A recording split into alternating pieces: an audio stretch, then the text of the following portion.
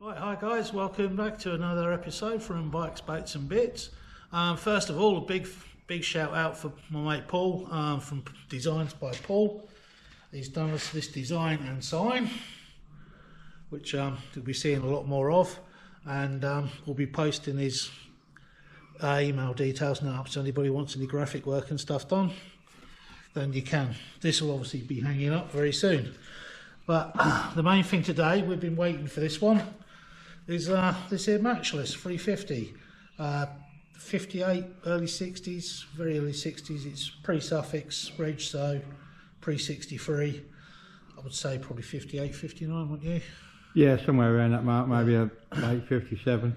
Yeah, so as you can see, it's been stored in a woodworking shop, so despite its ride around on a trailer, it's still got an incredible amount of dust on it. So first job for us, we're going to blow some of the crap off so we don't get it into places you don't want it, and then we'll start having a look at the one or two issues it's got.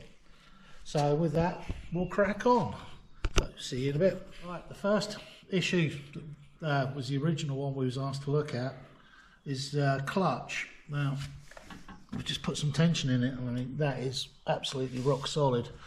My man here, the other side of the camera, is far more experienced with this sort of stuff than I have, being he's far older than I am. You're catching up fast, boy. This is it's possibly a seized actuator in here, so we have just cracked this off. So if the commentary switches to him, you'll know why, because this is all brand new to me. But there's a cable there somewhere. Yep. Can't see. That feels like it's moving.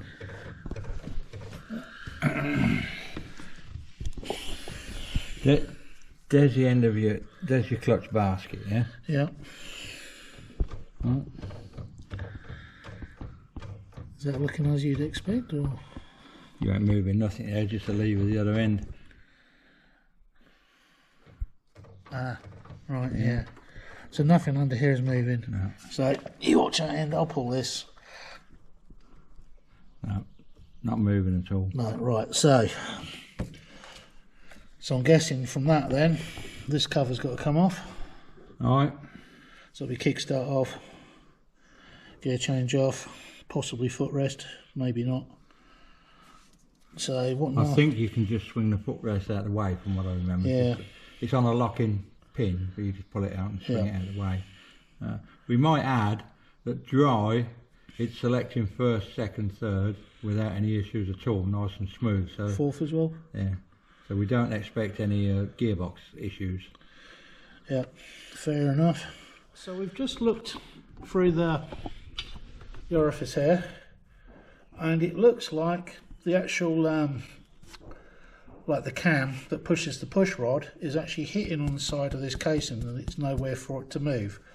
So before we strip this off, we're now thinking we're going to take the cover off the other side, and inside, in the middle of the clutch, you've got an adjuster screw in there.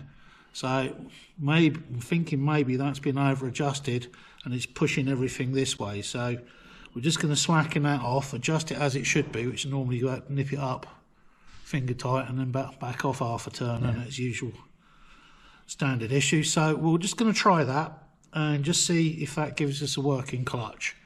If it does, brilliant. I'd say we'd want a new cable because this one's stretched to It don't seem too bad, but yeah, it's used up all the adjustment though, hasn't it? So we'll see where we're at anyway after we've done that. Okay. Well, if that's all the way out and forth against there, you've got no adjustment really, have you? Okie dokie. Right, got this cover off, as you can see. We took the locking nut off of here, and the clutch was very, very badly adjusted. So what we think's happened is on that side, it's actually the operating lever had gone over centre. So we backed this right off. We managed to get the lever back to where it more or less should be. Adjusted this again, which is, I'll just show you, it's ever so easy.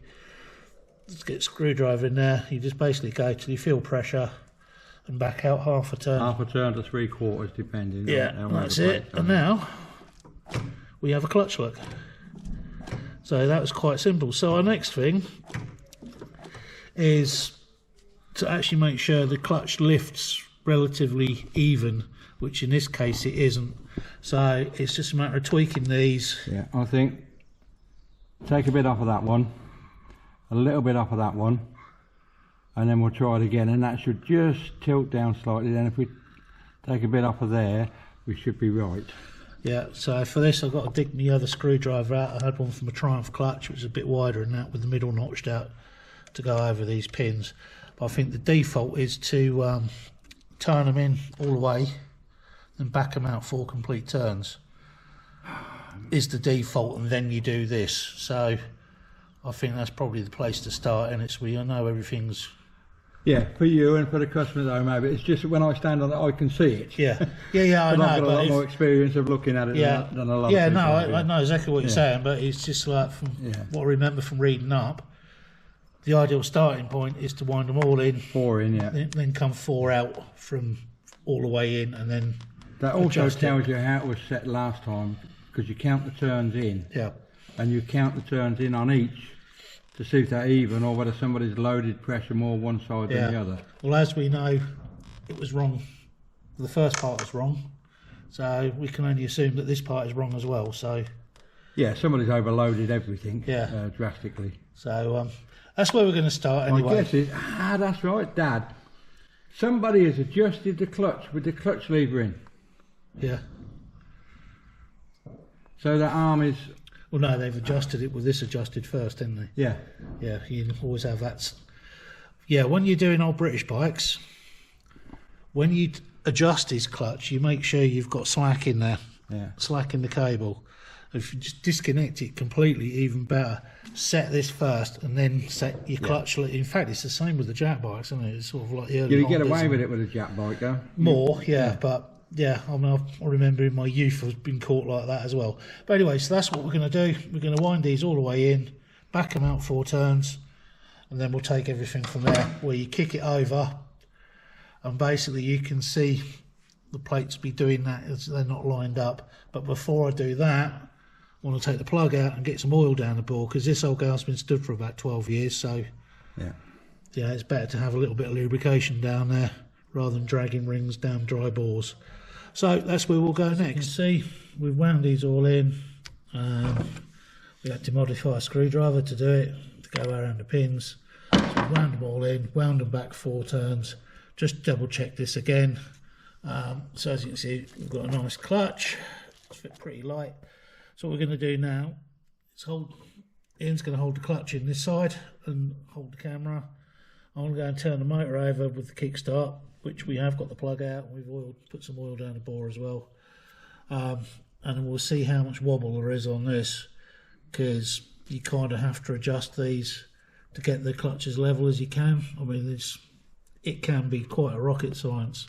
Depends how close you want it. But so that's what we're going to do now. Clutch is in. Right.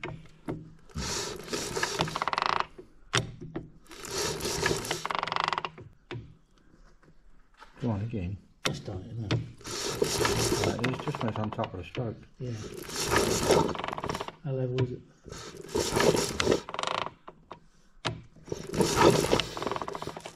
I'd be happy with that, to be honest. It's moving nice on there. Yeah. I'd like a bit less play in that, if you can screw that out. Just a tad, not too much. Otherwise we'll pull the arm too far again. Try that. A little bit more. That should be enough. Just give it a little bit more, it's a little bit too much play in it. I don't think, I think there should be another bit on the end of the cable. But I mean, well, I got weak hands, and that's one finger. Can't get no better than that. Cool. So we put this cap back on. Check the gearbox oil first. There's a drain plug down the bottom, should come out of there. Just in case. Yeah. While we're at it. Well, I'm just thinking now we're at this point. Should we check we've got a spark? We'll get the plug out. But if we seal the gearbox up and the other bit, we're good to go then, aren't we? Yeah, we ain't got a gasket for that side yet, so but it will run. Yeah. Is that a level plug? That's a level plug, yeah. Is that 1/2 inch? Yeah, about that, yeah. What oil does it take? EP80. EP80. Have we got any? Well, we'll see what we've got in a minute. Right, so where we're at. The clutch we're now happy with. That's good. We've put oil in the bore. It seems to be spinning over nicely. So we thought, well, we've got the plug out. We'll try a spark. We'll try for spark. No spark. So we found this with the original lead where it's been resting on the exhaust. So we cut that out. Metered the rest of the lead out. I mean, this is the wrong lead. I mean, this is a copper core lead. I'm pretty certain with magnetos you use carbon core wires, and this is a much tighter fit, and it should be a rubber grommet or something that holds that all in place. Maybe with a push type boot on the end here. So, but the upshoot of it is got no spark. So we popped the end cover off the mag. Cleaned up the contacts. We had no gap in here, so we've set a gap, and we've still got no spark. So we're gonna have to go away, have a little read up on this, because this is no magneto it's not like a Lucas K2F, which I'm used to with my old Triumphs. Ian here's had K2Fs with his Beezers and Triumphs and everything else in the past. So well, we've checked the carbon that touches the end of the flywheel. Yeah, that's metered out as well. That's metered out. The carbon is fine. It's been touching at some point. So we're drawing a blank on that one. We can't find any way this engine is killed when it is running. I mean, well, it's already dead, but yeah, very good. But normally you'd have a wire come out of here somewhere, which goes up to the switchgear and shorts when you press the button, and that's how you lose the spark and stop the engine. We're not seeing anything. We've got the button here. Well, we think that's the button. It might be the horn. Until we put some voltage down it all, we won't really know for certain. But yeah, it's all a bit of a what's going on. I mean, it could be that switch is actually the wrong way round and it needs to be pressed in. We haven't tried that actually, have we?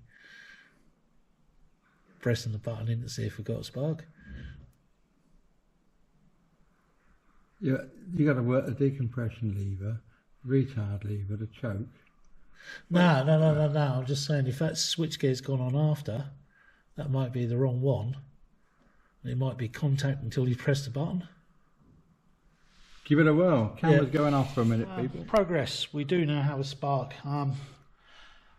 My acquaintance here smokes roll-ups. So I thought we'll just stick a fag paper in there and just make sure, in between the points there, just to make sure they do close. And they do. So, well, they do now. They weren't. So we've readjusted it. Set the gap 15 thou, which is, we do need to get some proper skinny BA magneto spanners just to tighten that up. But for the moment, we have spark. So that's good.